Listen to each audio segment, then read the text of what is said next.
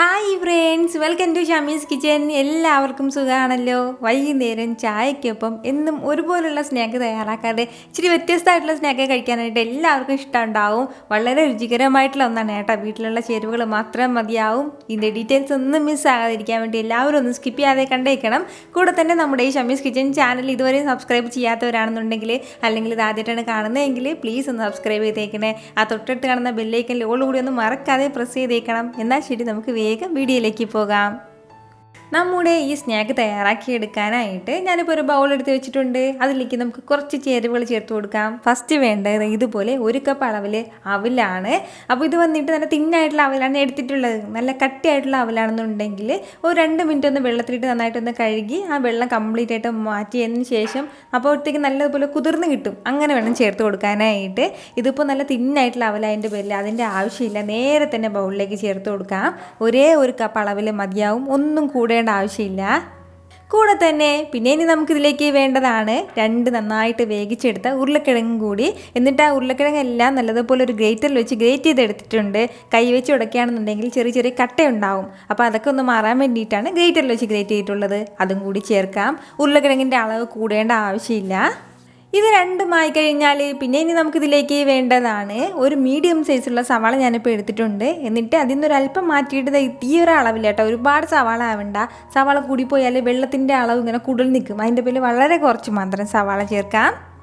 അതുപോലെ തന്നെ പിന്നെ ഇനി നമുക്കിതിലേക്ക് വേണ്ടതാണ് കുറച്ച് ക്യാപ്സിക്കം ചെറുതായിട്ടൊന്ന് അരിഞ്ഞെടുത്തിട്ടുണ്ട്. അതും കൂടി. ക്യാപ്സിക്കത്തിന് പകരം നമുക്കിതിലേക്ക് ബീൻസ് ചേർത്ത് കൊടുക്കാം, ക്യാബേജ് ചേർത്ത് കൊടുക്കാം. അങ്ങനെ നമുക്ക് ഇഷ്ടമുള്ള വേറെ എന്തെങ്കിലും വെജിറ്റബിൾ ഉണ്ടെങ്കിൽ അത് ചേർക്കാവുന്നതാണ്. കൂടെ തന്നെ അതുപോലെ പിന്നെ വേണ്ടതാണ് കുറച്ച് ക്യാരറ്റും കൂടി ചെറുതായിട്ടൊന്ന് അരിഞ്ഞെടുത്തിട്ടുണ്ട്. ക്യാരറ്റിൻ്റെ അളവ് വന്നിട്ട് ഒരേ ഒരു മീഡിയം സൈസിലുള്ള ക്യാരറ്റ് എടുത്തതിന് ശേഷം ഇതുപോലെ ചെറിയ രീതിയിലൊന്ന് അരിഞ്ഞെടുത്തിട്ടുണ്ട്. അതും കൂടി ചേർക്കാം. കുറച്ച് വെജിറ്റബിൾസൊക്കെ ചേർത്തിട്ട് നമ്മൾ തയ്യാറാക്കി എടുക്കുമ്പോഴാണ് ആ ഒരു സ്പെഷ്യൽ ടേസ്റ്റിൽ നമുക്കിത് കിട്ടുന്നത്. ഇത്രയും ആയിക്കഴിഞ്ഞാൽ ഇനി നമുക്കിതിലേക്ക് വേണ്ടത് പച്ചമുളകാണ്. നമ്മുടെ എരിവിനനുസരിച്ചിട്ടുള്ള പച്ചമുളക് ചേർത്ത് കൊടുക്കാം. നമ്മളിതിലേക്ക് മുളക് പൊടിയൊക്കെ ചേർക്കുന്നുണ്ട്, എന്നാലും ഈ ഒരളവിലുള്ള പച്ചമുളക് നമുക്ക് ആവശ്യമായിട്ടുണ്ട്. 2 ചെറിയ പച്ചമുളക് എടുത്തിട്ടുണ്ട്. അതുപോലെ തന്നെ പിന്നെ ഇനി നമുക്കിതിലേക്ക് വേണ്ടതാണ് ഇതുപോലെ ചെറിയൊരു പീസ് അളവിൽ ഇഞ്ചി എടുത്തിട്ടൊന്ന് ചെറുതായിട്ടൊന്ന് അരിഞ്ഞെടുത്തിട്ടുണ്ട്. വെളുത്തുള്ളി ആവശ്യമില്ല, ഇഞ്ചി മാത്രം മതിയാവും. ഇഞ്ചി വെളുത്തുള്ളി പേസ്റ്റും ചേർക്കരുത്. ഇഞ്ചി ചെറുതായിട്ടൊന്ന് അരിഞ്ഞിട്ട് വേണം ചേർക്കാനായിട്ട്. ഇനി നമുക്കിതിലേക്ക് വേണ്ടത് കുറച്ച് മസാലകളും കൂടിയാണ്. ഇതുപോലെ ഒരു 1/2 ടീസ്പൂൺ അളവിൽ മുളക് പൊടി എടുത്തിട്ടുണ്ട്. അത് ചേർത്ത് കൊടുക്കാം. കൂടെ തന്നെ ഒരു 1/4 ടീസ്പൂൺ അളവിൽ മഞ്ഞൾപ്പൊടിയും കൂടി. അതുപോലെ തന്നെ ഒരു 1/2 ടീസ്പൂൺ അളവിൽ കുരുമുളക് പൊടിച്ചതും കൂടി നമുക്ക് ആവശ്യമായിട്ടുണ്ട്. അപ്പോൾ ഇതുകൊണ്ടാണ് ഞാൻ പറഞ്ഞത് നമ്മുടെ പച്ചമുളകിൻ്റെ അളവ് വന്നിട്ട് അത് നമുക്ക് കൂട്ടുകയും കുറയ്ക്കുകയൊക്കെ ചെയ്യാവുന്നതാണ്. അപ്പോൾ എന്നാലും കുരുമുളക് പൊടി സ്കിപ്പ് ചെയ്യാതെ ഒന്ന് ചേർത്തേക്കണം കേട്ടോ. ഇനി വേണ്ടത് ഒരു 1/2 ടീസ്പൂൺ അളവിൽ മല്ലിപ്പൊടിയും കൂടിയാണ്. നമ്മൾ എടുത്തിട്ടുള്ള അവലിൻ്റെയും അതുപോലെ തന്നെ ഉരുളക്കിഴങ്ങിൻ്റെയൊക്കെ അളവ് അനുസരിച്ചിട്ട് വേണം നമ്മൾ ഇതിൻ്റെ മസാലയുടെ അളവ് കൂട്ടുകയും കുറയ്ക്കുകയൊക്കെ ചെയ്യേണ്ടത്. അതുപോലെ തന്നെ ഒരു 1/2 ടീസ്പൂൺ അളവിൽ ഗരം മസാല പൊടിച്ചതും കൂടി ആവശ്യമായിട്ടുണ്ട്. അതും കൂടി ചേർക്കാം. 1/2 ടീസ്പൂൺ അളവിൽ ചാറ്റ് മസാലയും കൂടി നമുക്ക് ആവശ്യമായിട്ടുണ്ട്. ഈ ചാറ്റ് മസാലയ്ക്ക് പകരം നമുക്ക് ഡ്രൈ മാംഗോ പൗഡറും ചേർത്ത് കൊടുക്കാം. ചെറിയൊരു പുളിപ്പ് കിട്ടും. അപ്പോൾ ഇത് രണ്ടും ഇല്ലയെന്നുണ്ടെങ്കിൽ നമുക്ക് സ്കിപ്പ് ചെയ്യാൻ പ്രശ്നമൊന്നുമില്ല. എപ്പോഴും നമ്മുടെ വീട്ടിൽ കാണുന്ന കാര്യമല്ല, ഉണ്ടെങ്കിൽ മറക്കാതെ ഒന്ന് ചേർത്തേക്കണം.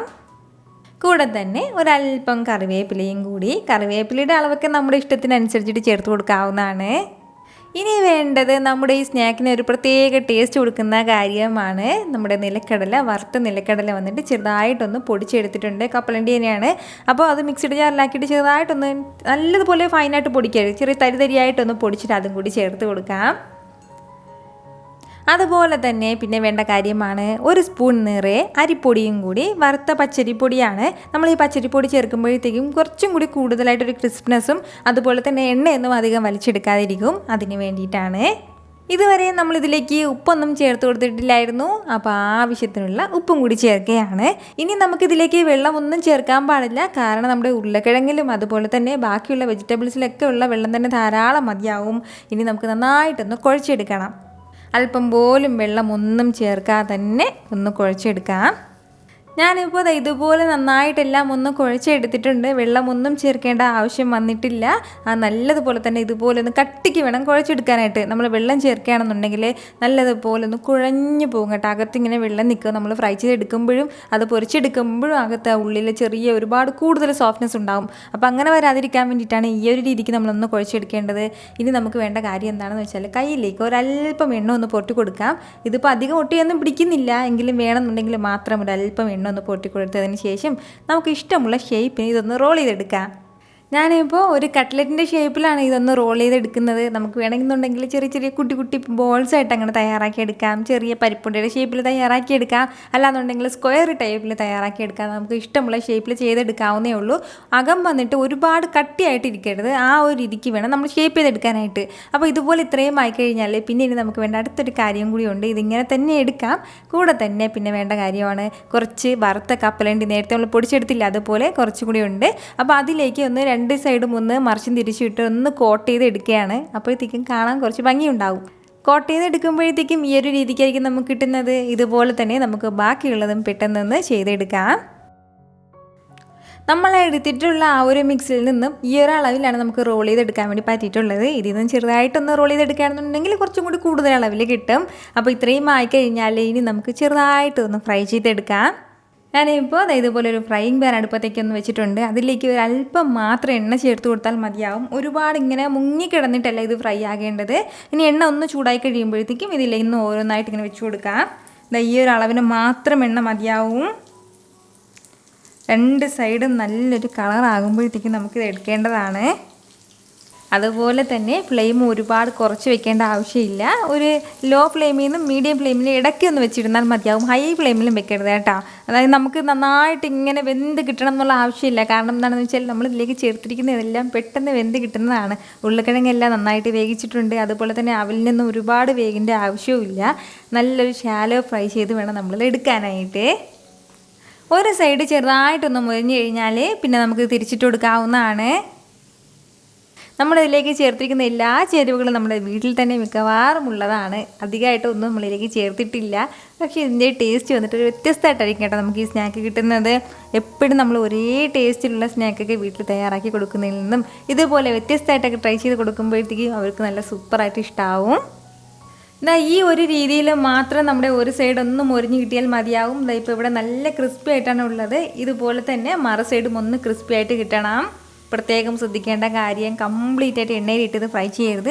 ഇതുപോലെ ഒരല്പം എണ്ണ മതിയാവും കേട്ടോ. ഇതിൽ നിന്നും കുറച്ചും കൂടി കുറഞ്ഞാലും കുഴപ്പമൊന്നുമില്ല.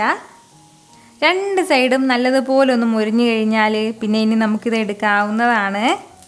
നന്നായിട്ട് നമ്മളിതെല്ലാം ഒന്ന് ഫ്രൈ ചെയ്ത് എടുത്തിട്ടുണ്ട്. ഇതുപോലെ ആയിരിക്കും നമുക്കിത് കിട്ടുന്നത്. വളരെ ടേസ്റ്റി ആയിട്ടുള്ള നല്ലൊരു സ്നാക്കാണ് കേട്ടോ. ഉറപ്പായിട്ട് എല്ലാവരും ഇതുപോലെ ഒന്ന് ട്രൈ ചെയ്ത് നോക്കണം. ട്രൈ ചെയ്ത് നോക്കിയതിന് ശേഷം നിങ്ങളുടെ ഫീഡ്ബാക്ക് എനിക്ക് മറക്കാതെ ഒന്ന് അറിയിക്കുകയും വേണം. കൂടെ സൈഡായിട്ട് ഒരു ടൊമാറ്റോ സോസും കൂടെ ഉണ്ടെങ്കിൽ പിന്നെ പറയാനുമില്ല.